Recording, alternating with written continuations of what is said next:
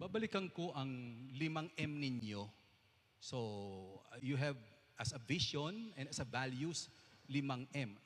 I'm not a Cebuano, so you know that 5M. Pero kulang, I would say, with due respect to the 5 values. First, napakalino para sa amin na kayo dito sa Misamis Occidental is very Marian. Kita nyo kahapon, nag-coronation kayo, tayo. Pumunta kami dun sa Birhen sa Kota.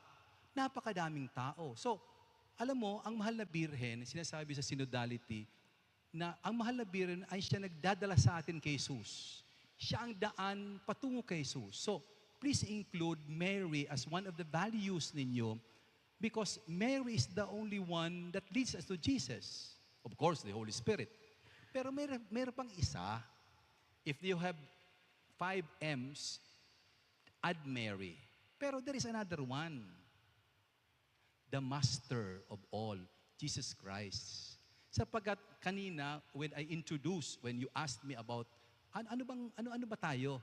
Sabi ko sa inyo, ang pinaka-sentro ng ating pag-uusapan at sentro ng buhay natin bilang tao ay si Jesus. So, we add Mary, the M, and we add the Master.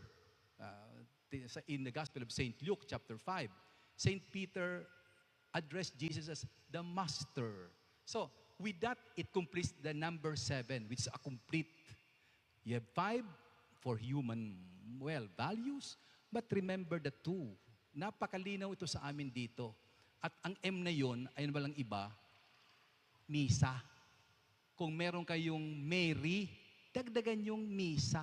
Sapagkat ang misa is a symbol, is not just a gesture of synodality na may participation, communion, and mission. So, tinatanong mo ko, impression namin, we are very grateful sa inyo and we appreciate the goodness of people. However, in the values and in your vision, include the 2. The M, number 6, is Mary. The another M is Jesus, who offers in the M, which is the Mass.